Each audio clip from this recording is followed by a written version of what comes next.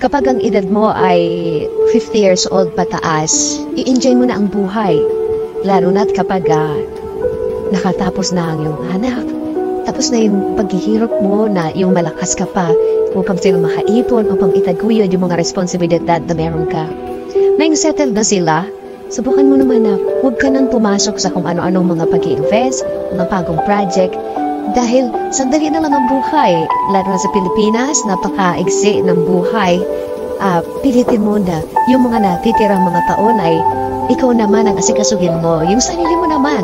Although, kailangan nandun ka pa rin sa mga pamilya, sa mga anak mo. Kasi kaya na nila yan. Sila na mismo ang gagawa ng sarili nilang buhay. Hindi mo na sila kailangan problemahin pa dahil nagawa mo na ang lahat para sa kanila. Pilitin mong mag-travel, pilitin mong makakita ng mga bagong kaibigan na sisiguraduhin mo na magiging masaya ka. Mag-invest ka rin sa iyong kalusugan at kung